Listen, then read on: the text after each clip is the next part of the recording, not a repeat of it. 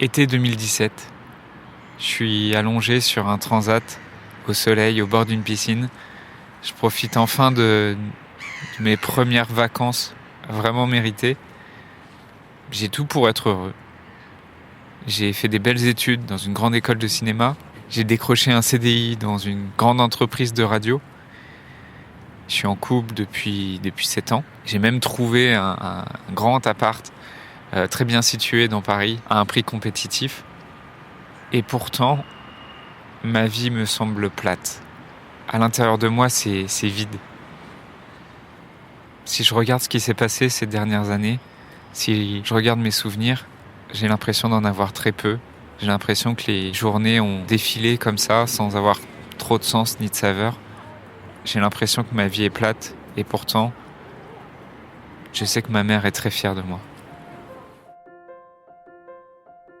Dans un monde où la question de la mort est souvent taboue, où vivre un deuil signifie encore être jugé, provoquer de la gêne, de l'incompréhension, quand ce n'est pas de la pitié, la grande question est celle-ci. Comment des orphelins comme nous, qui avons vécu très tôt la mort d'un parent, qui ne voulons pas porter ce poids sur nos épaules toute notre vie, ni qu'il impacte nos relations actuelles, comment nous pouvons y donner un sens nouveau, construire des relations plus profondes, et surtout, comment nous reprenons le pouvoir sur nos vies. Mon nom est Johan, et bienvenue chez les orphelins résilients.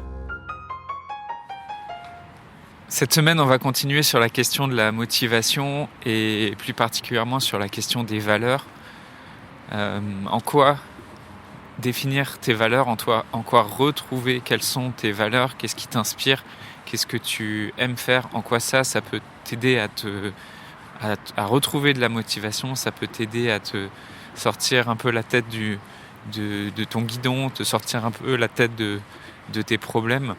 En fait, ces dernières semaines, j'ai eu au téléphone 3 orphelines, 3 personnes qui ont perdu un parent, qui vivent un deuil qui est plus ou moins récent en fonction des personnes.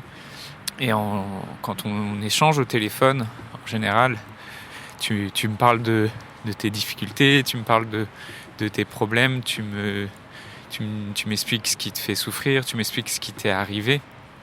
Et on passe pas mal de temps à mettre à plat tout ça pour que je comprenne qu'est-ce que tu vis, qu'est-ce que tu traverses.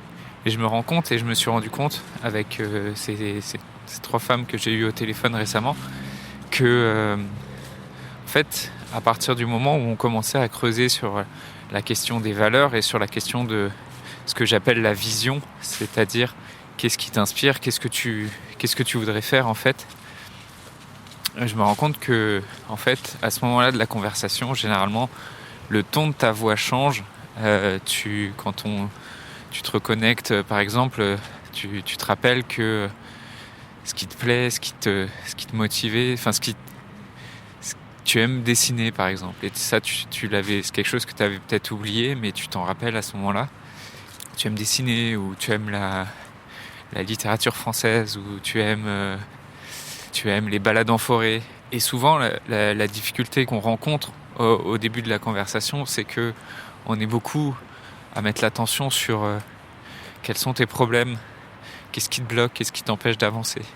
Et vraiment, je me rends compte que, en fait, quand on parle de la question de la vision et de la question des valeurs, ton énergie change. Il y a un petit quelque chose qui te fait sortir justement la tête de tes problèmes, qui te redonne une petite étincelle de motivation.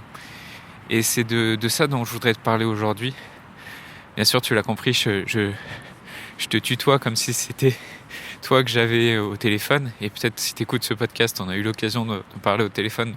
Peut-être tu pourras te retrouver dans ce dont je parle aujourd'hui. Si je te tutoie, c'est aussi un peu par commodité pour le podcast.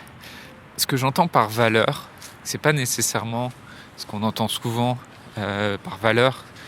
Généralement, ce qu'on entend par valeur, c'est des valeurs morales, ça va être des valeurs d'intégrité, de courage, par exemple, des valeurs de justice. J'entends pas vraiment ça par valeur, même si ces valeurs un peu générales, elles peuvent te parler. Ça peut être des axes sur lesquels tu peux explorer aussi des choses qui t'inspirent. Quand je parle de valeur, je parle vraiment de ce qui apporte de la valeur dans ta vie, ce sur quoi toi tu mets de la valeur aussi dans ta vie, quel genre de moment, quel genre d'expérience, quel genre d'activité. Quand on vit un deuil, quand on vit le décès d'un parent, on a tendance, souvent malheureusement, à mettre un voile sur ses valeurs, à mettre un voile sur ce qui nous anime et ce qui nous inspire dans notre vie. Et souvent, c'est aussi par loyauté pour la personne qui est décédée, parce que on se dit que, en fait, si on s'autorisait à vivre des moments comme ça qui nous inspirent ou qui ont du sens, alors que quelqu'un qu'on aime est décédé, ça serait pas lui rendre hommage, on aurait peur un peu d'oublier sa mort. Et malheureusement, du coup, on reste souvent bloqué sur ces difficultés, sur ces souffrances, alors que je me suis rendu compte qu'en fait, le fait d'aller remettre son regard sur ces valeurs-là, c'est vraiment ce qui vient amener une petite étincelle de vie et te permettre de retrouver de l'énergie, de sortir la tête de l'eau, de te remettre en mouvement vers des choses qui t'inspirent. Ce qui arrive aussi parfois, c'est que même si tu es conscient des choses qui t'inspirent, même si tu vois qu'il y a plusieurs choses qui pourraient te donner de l'énergie, qui pourraient te motiver, en fait, tu as tendance à mettre très rapidement un couvercle sur tes envies, tu as tendance à vraiment enfermer tes envies, parce que fondamentalement, il y a une peur derrière ça, c'est la peur de choisir, en fait. La peur de te retrouver confronté au choix et de prendre une direction et du coup de devoir renoncer à d'autres directions, de devoir renoncer à d'autres choix, à d'autres choses que tu pourrais faire. Je ne veux pas aller plus loin dans cet épisode du podcast sur ce sujet-là, parce que c'est le sujet des peurs existentielles. C'est un sujet que je vais aborder plus en longueur dans les accompagnements. Mais aujourd'hui, avec cet épisode de podcast, je voudrais vraiment t'inviter à mettre de la conscience aujourd'hui et même dans les prochains jours sur ce qui t'anime, sur ces choses que peut-être t'aimais faire quand t'étais petit, ou peut-être t'as croisé des personnes qui elles-mêmes étaient inspirées par ce qu'elles faisaient et tu t'es dit waouh, j'aimerais bien aussi, et t'ont donné envie d'explorer telle ou telle passion. Moi, ça a été le cas par exemple pour le parapente ou pour l'escalade, où j'ai croisé des personnes qui étaient vraiment inspirées par ces activités-là, et ça m'a motivé, ça m'a permis de me lancer dans ces activités-là, et que c'était vraiment des choses qui me nourrissent toutes les semaines. Donc je voudrais vraiment t'inviter, après l'écoute de cet épisode, à mettre ton attention là-dessus, et peut-être même à prendre une feuille et commencer à écrire une liste de 3 ou 4 choses qui t'inspirent, qui te donnent de l'énergie.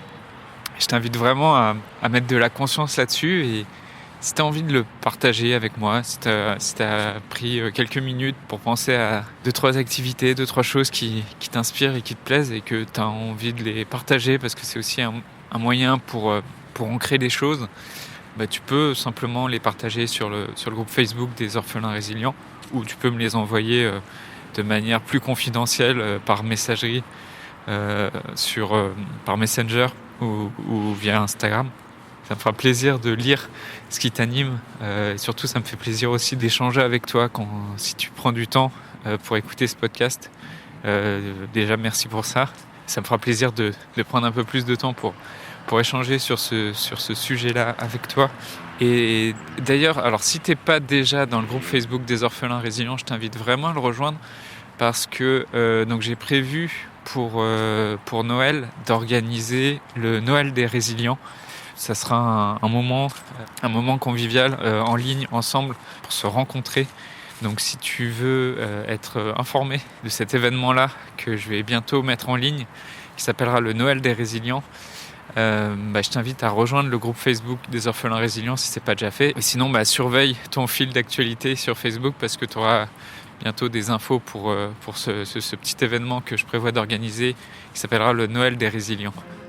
Je voudrais te remercier d'avoir écouté cet épisode. J'espère sincèrement que ce que je t'ai partagé aujourd'hui t'a aidé. Ça t'a aidé, alors assure-toi de le partager avec un autre orphelin qui en a besoin. Pour les prochaines semaines, j'ai décidé de prendre du temps pour discuter avec toi, pour comprendre et clarifier ta situation, et pour t'aider à guérir les blessures que tu portes avec toi. Envoie-moi simplement un message sur Facebook. Pour m'écrire, le lien direct c'est m.me/johan.orphelin, et tu retrouves tous les liens en description du podcast. Le podcast Orphelin Résilient, c'est un épisode par semaine le lundi à 8h. Merci encore pour ton écoute. Je te laisse découvrir le sujet du prochain épisode. À très vite.